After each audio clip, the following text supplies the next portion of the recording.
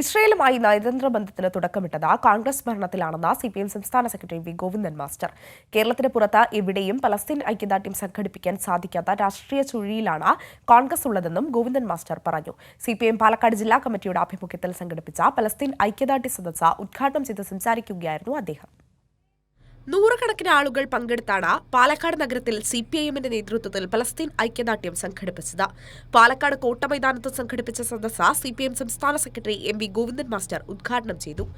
നരസിംഹറാവു പ്രധാനമന്ത്രിയായപ്പോഴാണ് ചേരിചേരാ നയത്തിൽ നിന്നും മാറി അമേരിക്കയ്ക്കും ഇസ്രയേലിനുമൊപ്പം ചേർന്ന് പോകുന്ന നിലപാടിന് തുടക്കമിട്ടതെന്നും ഇന്ത്യയുടെ ഹൃദയവികാരമായിരുന്ന പലസ്തീനെ അമേരിക്കയുമായുള്ള ചങ്ങാത്തത്തിൽ ബിജെപി സർക്കാർ തള്ളിക്കളഞ്ഞുവെന്നും അദ്ദേഹം കുറ്റപ്പെടുത്തി.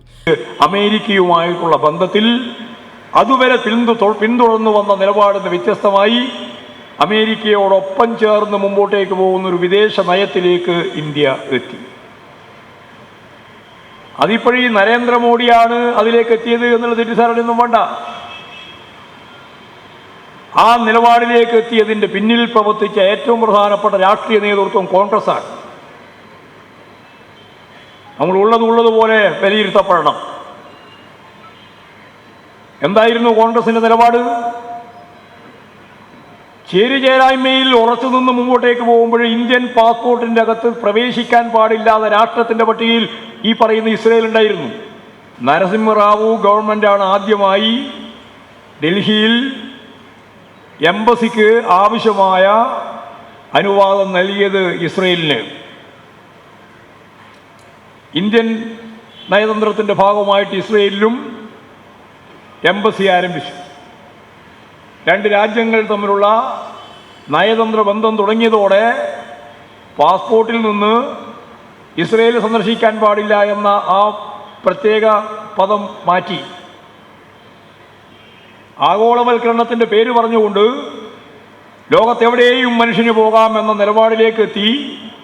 സാമ്രാജ്യത്വപരമായ നിലപാടിൻ്റെ പ്രായോഗിക മേഖലയിൽ നടപ്പിലാക്കിയ ഒരു രീതിയായിരുന്നു അത്.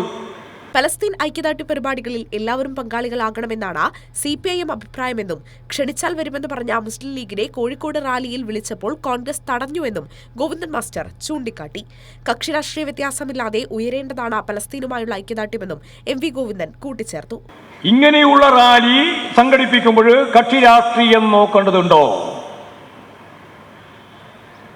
ഒരു കക്ഷി രാഷ്ട്രീയവും നോക്കേണ്ടതില്ല. ദേശീയാടിസ്ഥാനത്തിൽ രാജ്യം അഭിമുഖീകരിക്കുന്ന പ്രശ്നം അത് പരിഹരിക്കുന്നതിന് വേണ്ടി വരുന്ന പാർട്ടികൾ, വ്യക്തികൾ, ഗ്രൂപ്പുകൾ ഉൾപ്പെടെ ഇതേ നിലപാട് സ്വീകരിക്കുന്ന വർഗീയ ശക്തികൾ ഒഴിച്ച് ബാക്കി എല്ലാവരുമായിട്ട് നമുക്ക് ചേരാം. അഴകുഴമ്പൻ നിലപാട് സ്വീകരിക്കുന്ന ചില വിഭാഗങ്ങൾ ഒഴിവാക്കി ബാക്കി എല്ലാവർക്കും ചേരാം. അത് ദേശീയതയുടെ പ്രശ്നം, ദേശീയ പ്രസ്ഥാനത്തിന്റെ ഭാഗമായിട്ട് വരുന്ന പ്രശ്നം. ഐക്യദാർഢ്യ സദസ്സിൽ സിപിഎം കേന്ദ്ര കമ്മിറ്റി അംഗം എ കെ ബാലൻ, സിപിഐ ദേശീയ കൗൺസിൽ അംഗം രാജാജി തോമസ് മാത്യു, സിപിഐഎം പാലക്കാട് ജില്ലാ secretary E N Suresh Babu തുടങ്ങിയവർ പങ്കെടുത്ത് സംസാരിച്ചു. കൈരളി ന്യൂസ്, പാലക്കാട്.